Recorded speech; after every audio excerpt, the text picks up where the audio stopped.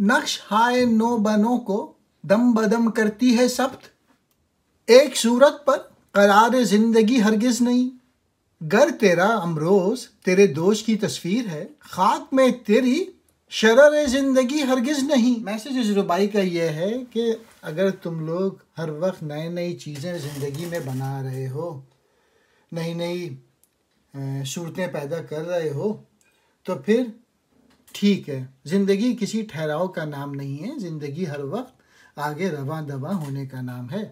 اور اگر تیرا کل اور تیرا آج دونوں ایک جیسے ہی ہیں، یعنی کوئی تبدیلی نہیں آ رہی تمہاری زندگی میں، تم گرو نہیں کر رہے، تمہارا تھاٹ پروسیس چینج نہیں ہو رہا، تو پھر تم سمجھو کہ تمہاری زندگی میں شرر موجود نہیں ہے، تم مردہ لوگ ہو۔ پھر دم بدم کہتے ہیں ہر پل مسلسل، امروز کہتے ہیں تیرا آج، دوست کی تصویر تیری کل کی تصویر، شرر زندگی زندگی کی چنگاری، شرر کہتے ہیں چنگاری کو۔ ذوق نغمہ جب کبھی جلوت میں لاتا ہے مجھے، ایک قیامت میری محفل میں بپا ہو جاتی ہے، اور اگر ایک لمحہ بھی خلوت گزی ہوتا ہوں میں، ساری دنیا میرے دل میں آن کے کھو جاتی ہے۔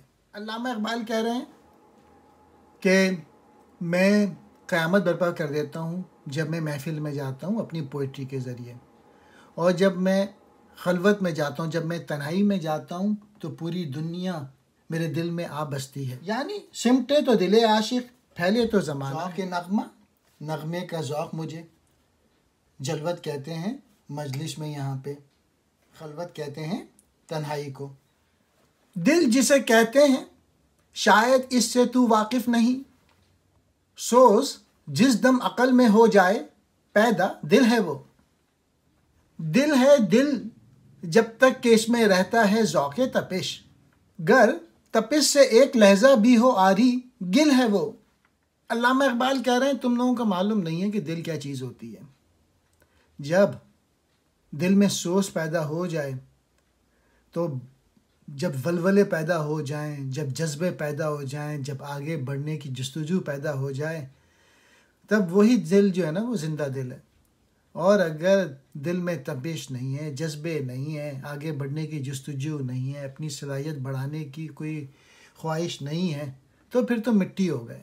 سوز کہتے ہیں تڑپ کو، حرارت کو، گرمی کو، گل کہتے ہیں مٹی۔ عقل کہتی ہے اسے ممکن نہیں ہے دیکھنا، ہے نگاہ شوق لیکن خوگر امید و بیم، طور کا قصہ پرانا ہو نہیں سکتا کبھی، ہر بشر کے دل میں پنا ہے تمنائے کلیم۔ عقل کہتی ہے کہ اللہ تعالیٰ کو نہیں دیکھا جا سکتا، اور جو نگاہ شوق ہے اور دل جو ہے وہ امید اور خوف میں ہے۔ اور دوسرے شعر میں اقبال کہہ رہے ہیں کہ جو طور جو پہاڑ تھا اس کا قصہ پرانا نہیں ہو سکتا۔ حضرت موسیٰ علیہ السلام نے اللہ تعالیٰ کو دیکھنے کے خواہش ظاہر کی تھی طور پہ، اور وہ ہر دل میں موسیٰ کی سی آرزو موجود ہے، ہر دل چاہتا ہے اللہ تعالیٰ کو دیکھے۔ مسجد و بت خانہ و دیر و کلیسا و کنشت، اس جہاں میں تو نے کیا پیدا کیا جز مشتغل، تجھ کو غیروں کی غلامی سے چھڑا سکتا ہے کون، تو نے اے غافل نہیں پیدا کیا سینے میں دل۔ کہہ رہے ہیں یہ جو تم نے عبادت کی جگہ بنائی ہیں، آتش کدہ، مسجد، مندر، گرجا، یہ سب کیا ہیں؟ یہ تو بس صرف ایک عمارتیں بنا لی ہیں، اور انہی میں جا کے تو نے خدا کی تلاش کرنا شروع کر دی۔